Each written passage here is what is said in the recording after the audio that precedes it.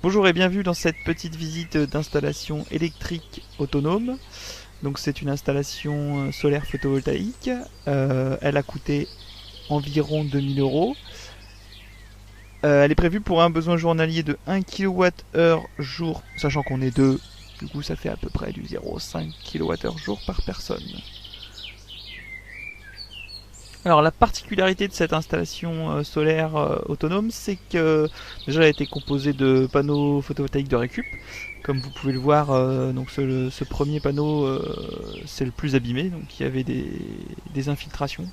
En fait, ce qui s'est passé, c'est que c'est des panneaux qui ont été cadrés que sur trois côtés. Vous voyez là, premier côté, deuxième côté, troisième côté, et pas le dernier côté. En bas, les ingénieurs ont dû se dire, oh, bah, la goutte d'eau va ruisseler, puis tomber. Sauf que la goutte d'eau tombe par capillarité, remonte par capillarité, pardon, et du coup ça fait des infiltrations. Du coup j'ai rajouté une baguette d'alu que j'ai mastiquée et voilà pour combler cette infiltration. Donc c'est des panneaux qui sont peut-être qu'à 80% de leur capacité étant donné qu'ils sont abîmés, bon surtout le premier. Mais qu'importe, j'avais besoin que de deux panneaux, voire trois pour être confort, pour être autonome. Voilà, avec 4, on est bien. C'est des panneaux de 250 watts crête. L'inclinaison est assez forte, l'inclinaison est à 66 degrés. Ça correspond au mois le plus défavorable en ensoleillement. En l'occurrence, chez moi, c'est le mois de décembre. Donc le mois de décembre, le soleil est assez bas. Il y a peu de soleil, donc c'est à ce moment-là où on a besoin de faire rentrer un maximum. Dès qu'il y a 3 rayons de soleil, on veut pouvoir remplir les batteries. Du coup, il faut incliner les panneaux en conséquence. Donc voilà, moi, par chez moi, c'est 66 degrés. Par chez vous, c'est peut-être différent. Il faut se renseigner un petit peu. C'est une donnée largement trouvable sur Internet. En France, c'est quand même pas loin des 65 degrés. On va aller dans le petit local technique. Alors, la boîte est une boîte isolée et ventilée pour préserver les batteries. Donc là, on remarque deux batteries de 220 ampères-heure, deux régulateurs de charge et un onduleur. Donc là, c'est les régulateurs qui sont branchés à la fois sur les panneaux et sur les batteries. Donc c'est eux qui se chargent de charger les batteries en fonction du soleil.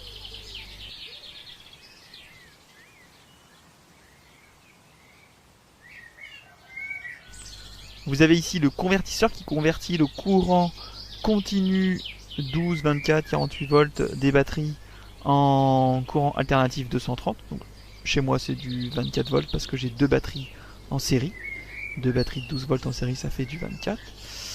Et au milieu de ça, donc le convertisseur est branché à la batterie.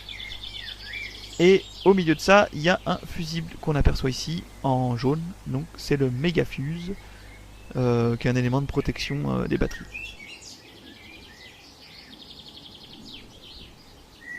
Donc là on a le shunt du contrôleur de batterie. Le contrôleur de batterie, c'est un petit appareil qui vaut une 150aine d'euros et qui permet de savoir là où on en est dans nos batteries.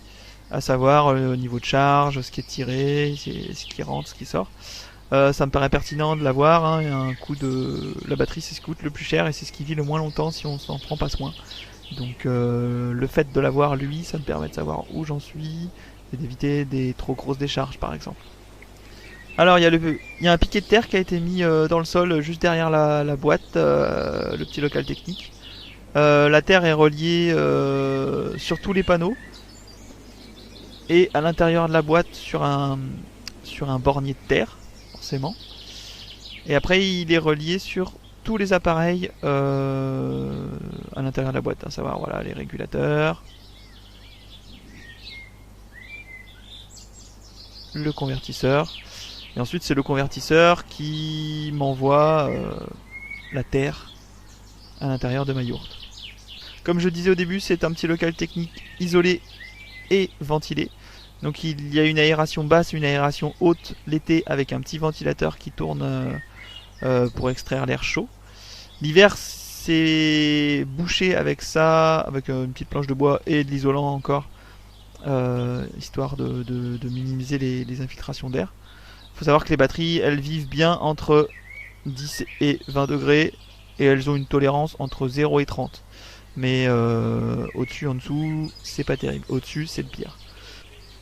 Ensuite, j'ai fait une petite tranchée et ça va à la yourte.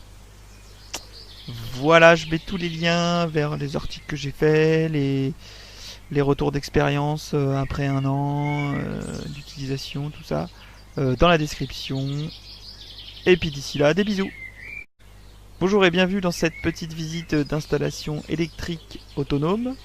Donc c'est une installation solaire photovoltaïque.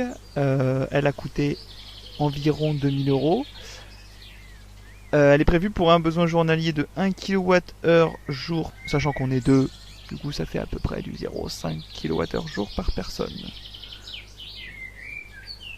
Alors, la particularité de cette installation solaire autonome, c'est que déjà, elle a été composée de panneaux photovoltaïques de récup.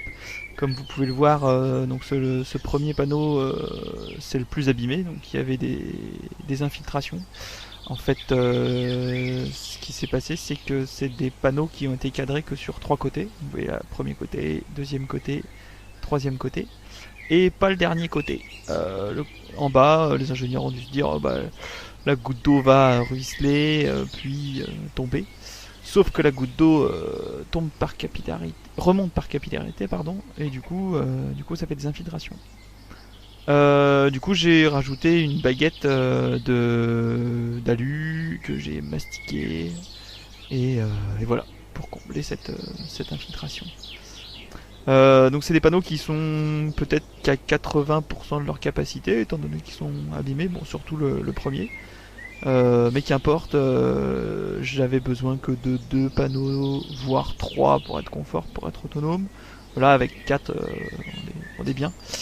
C'est des panneaux de 250 watts crête. L'inclinaison est assez forte, l'inclinaison est à 66 degrés. Ça correspond au mois le plus défavorable en ensoleillement. En l'occurrence, chez moi, c'est le mois de décembre. Donc le mois de décembre, le soleil est assez bas. Il y a peu de soleil, donc c'est à ce moment-là où on a besoin de faire rentrer un maximum. Dès qu'il y a 3 rayons de soleil, on veut pouvoir remplir les batteries. Du coup, il faut incliner les panneaux en conséquence. Donc voilà, moi, par chez moi c'est 66 degrés, par chez vous c'est peut-être différent, il faut se renseigner un petit peu. C'est une donnée largement trouvable sur internet. En France, c'est quand même pas loin des 65 degrés. On va aller dans le petit local technique. Alors, la boîte est une boîte isolée et ventilée pour préserver les batteries. Donc là, on remarque 2 batteries de 220 Ah, 2 régulateurs de charge et un onduleur. Donc là, c'est les régulateurs qui sont branchés à la fois sur les panneaux et sur les batteries. Donc c'est eux qui se chargent de charger les batteries en fonction du soleil.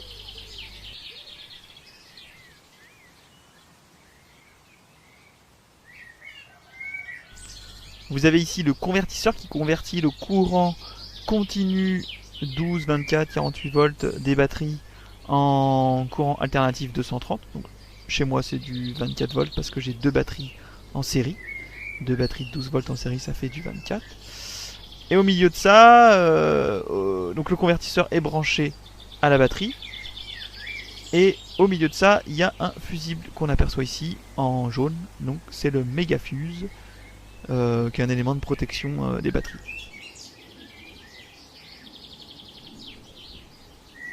Donc là on a le shunt du contrôleur de batterie. Le contrôleur de batterie, c'est un petit appareil qui vaut une 150aine d'euros et qui permet de savoir là où on en est dans nos batteries. À savoir le niveau de charge, ce qui est tiré, ce qui rentre, ce qui sort. Ça me paraît pertinent de l'avoir, hein. Un coût de la batterie, c'est ce qui coûte le plus cher et c'est ce qui vit le moins longtemps si on s'en prend pas soin. Donc le fait de l'avoir lui, ça me permet de savoir où j'en suis et d'éviter des trop grosses décharges par exemple.